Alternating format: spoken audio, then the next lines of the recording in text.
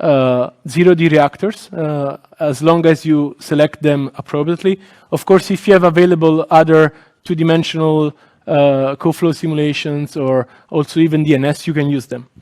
And then what you do is that you perform some classification. We have used our VQPCA, but we also benchmarked VQPCA with SOM, self-organizing maps, SOM coupled with k-means. There is a paper which is being published now if you are interested. And then what we do is that we have these optimally clustered regions. And then in these regions, we do some mechanism reduction. So this can be done with different ways. Could be done with the approach that has been developed by my colleagues in Roma, computational singular perturbation, or with the graph kind of approach with the graph search.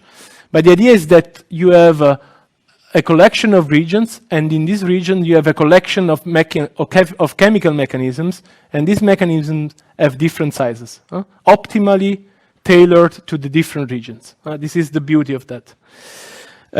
And you see an application of these on a temporally evolving syngas jet. So you see here the clustering, and you see here the temperature contour, the H2 contour. If you look these at the final final time step, you see that we are able to capture features that are present in different state variables with this kind of clustering. Okay, now just want to show you how this applies to a real simulation. So you see here we applied Spark to an unsteady co-flow methane flames. You see here on the left a detailed simulation, on the right an adaptive one. You don't see, I think, any difference between the two. And this let's say, good comparison or matching between the two stays in time, and it doesn't blow up in time. And you see here the error that we make. It's very, very low. Here I'm reporting this as a function of the threshold error that we use in reducing the chemical mechanism. But what you see is that this is very well behaved for the major species. And the speed up is also interesting. I should point out that we're using here a mechanism that only includes 80 species, 80, and so we have a speed up of 50. But when you go to very large mechanism, you can have speed up of about 20, 25. And this is what I'm showing here in the next slide. So we have noticed, and this is something I really didn't know, but we also found a proof and a theorem. When you have very large dimensional data, computing distances is very difficult. And so we realized that our classifier based on VQPCA was actually not optimal. It was still performing, but it was not optimal when you go in very large dimensional data set. And so what we did was to do a two-step. We were using a VQPCA for the training of the classification, and then on the fly simulation we are doing now with deep neural networks, because they are better in finding the match between the region and the new point. And so when we do that, I show you here for a normaleptane simulation. So this is a quite complicated one.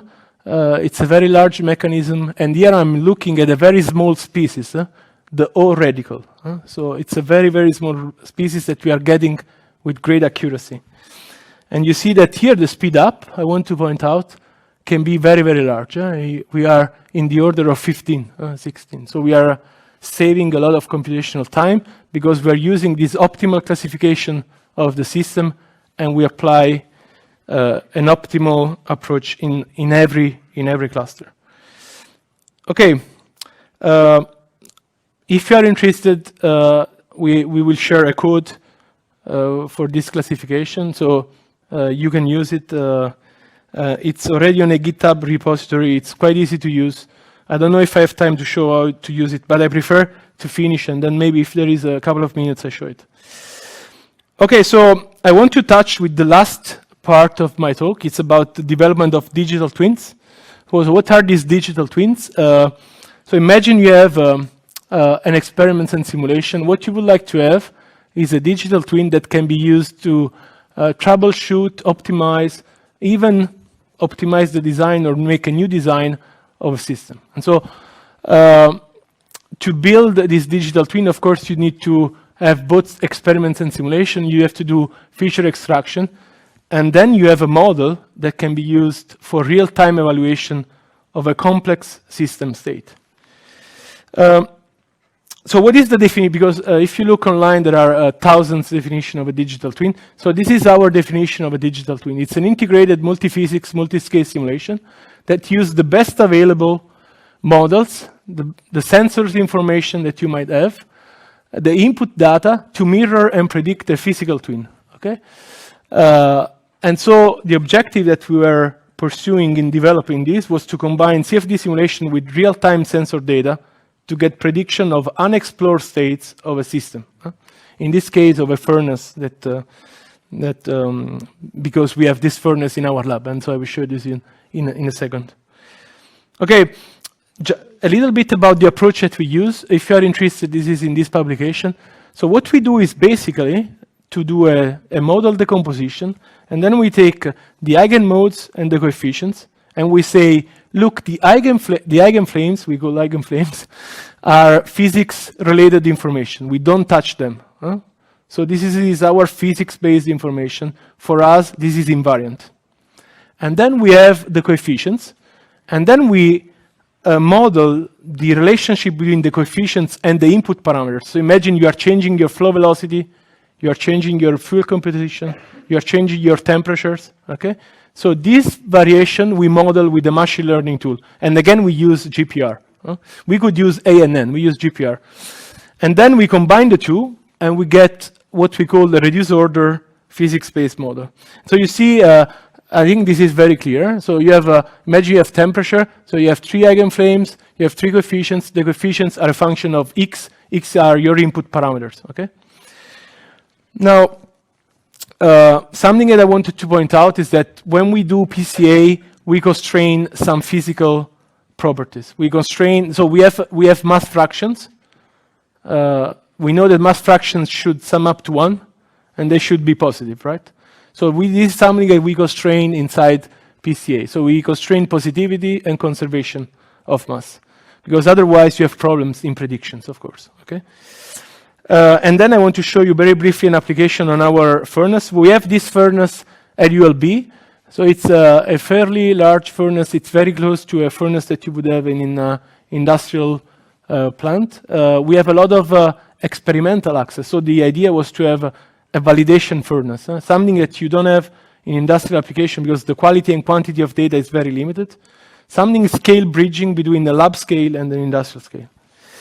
And so what we wanted was to have this digital twin, as I was mentioning before.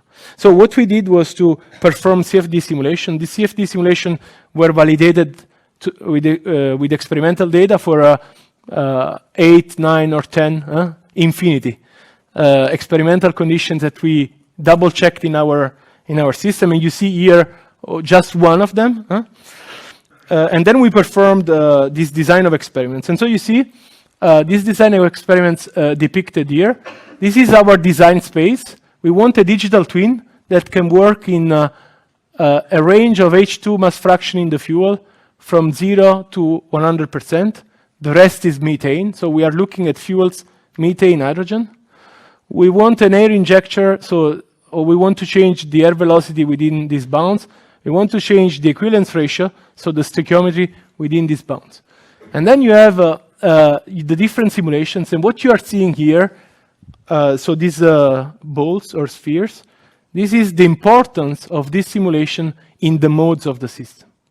Okay, so this is the importance of, if you want, of this simulation. So not all simulations are equally important to define the reduced order model, in other words.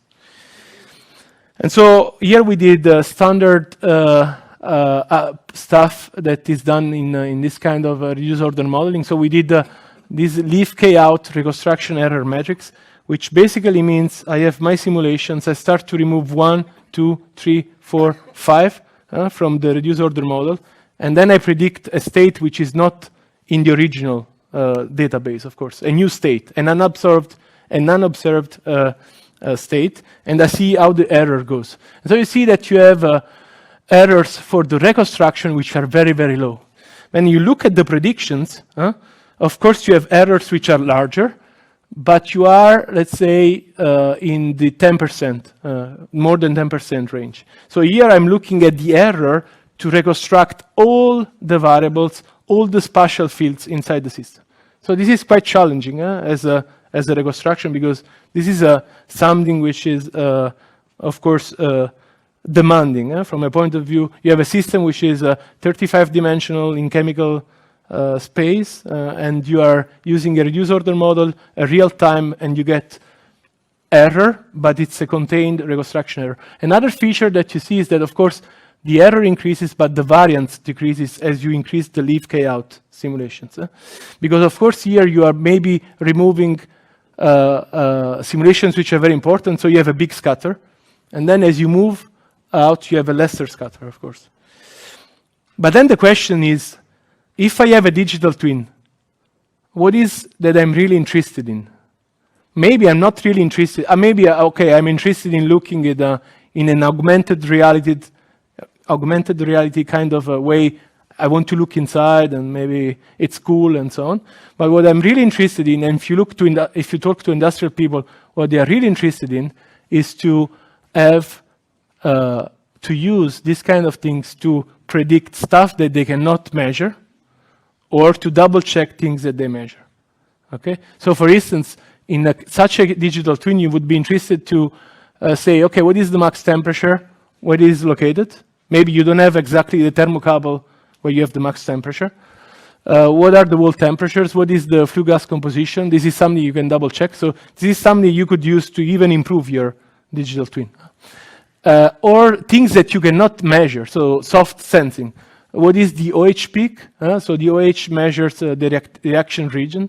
What is the flame length? Flame length can be visually measured, but it's not. There is no probe that can measure the flame length.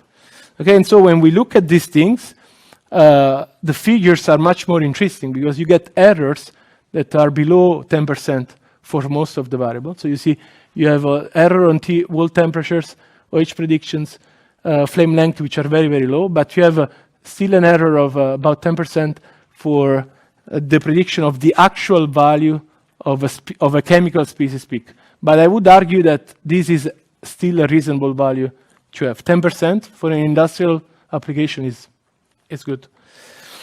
Okay, and this is if you want to use the model to predict the full state. You see, you have the original state, and then its counterpart, the digital twin. You see, of course, some differences, but overall, I think you get what is happening in the system. Okay, so I'm finishing here. So I think that we have we can actually rely on data-driven approaches to do a number of things in flows in general, and in turbulent flows, turbulent reacting flows. We can, of course, increase our knowledge, develop predictive model, reduce the cost, and even develop these digital twins that can help optimize existing processes and develop new ones. I would like to also point out very briefly what is going on now in the literature. There is a lot of work going on the closure in turbulent combustion. And so we are working on the closure of subgrid quantities in LES.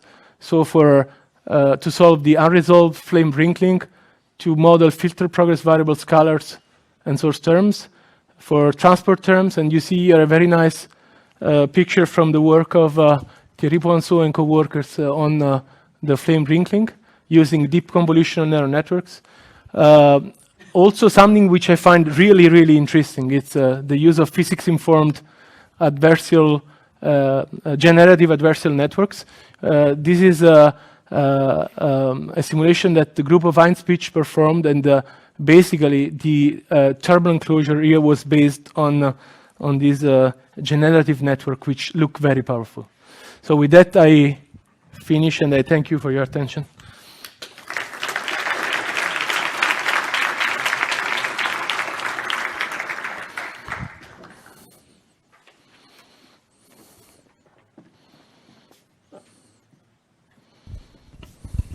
You go first.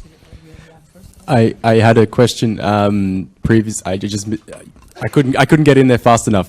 For the Sandia D flame, I just wanted to clarify. It's a turbulent flame, no?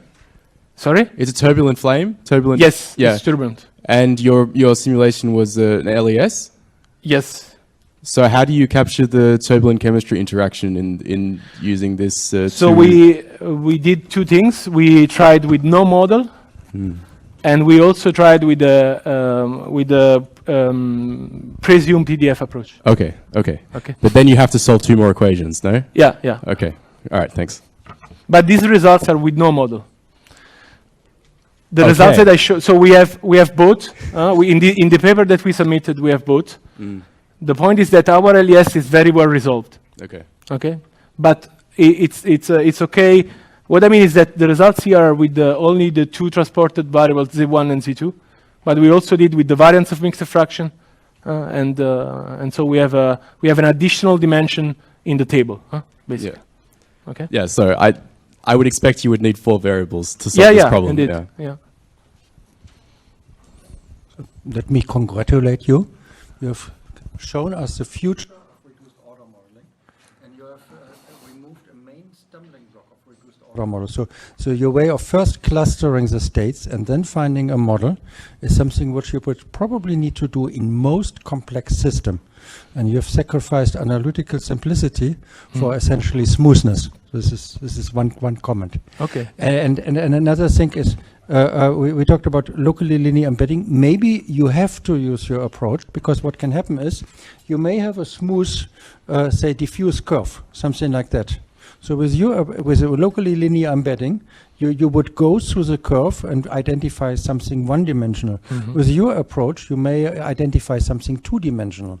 So between 2 points, you may need the third direction where you have a small diffusion. Yeah. So the question now, of course, is have you found another realization of locally linear embedding, or do you actually need to go to this, say, additional complexity and additional degree of freedom in order to solve your problem? I think both could be possible. Yeah, I think, first of all, I would like to say that I would like to try local linear embedding because I didn't try before, and then probably I will be able to answer that, yeah. But it's true that I think you really pointed out the advantages and disadvantages of both of them. So we have this problem of continuity at boundaries. This is a big problem. And so, but for the application that we have in these reduced kinetic models, this doesn't matter because it's just a classification problem then.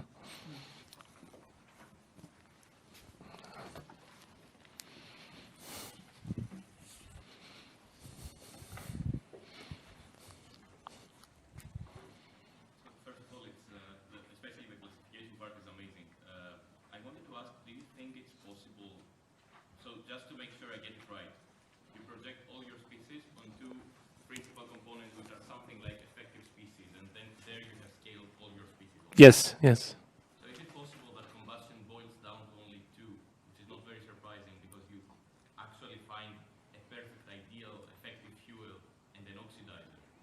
If that happens, do you think it would work for more complex problems with ionization, association, vibrational levels, things like that?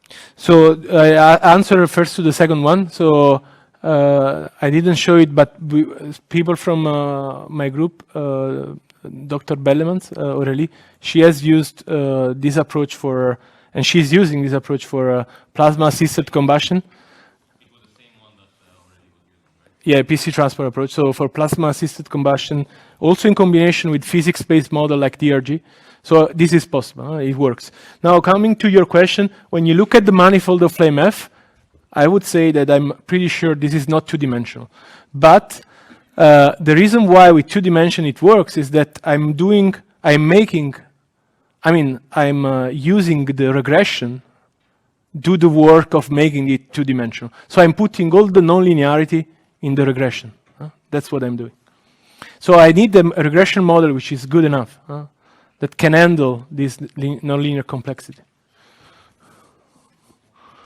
Maybe I have also a question concerning your last result, which is really impressive. You have 45 simulations, which I will not say it's a lot, but I can imagine that these are extremely expensive. So how expensive is one simulation? So these are runs. These are not LES.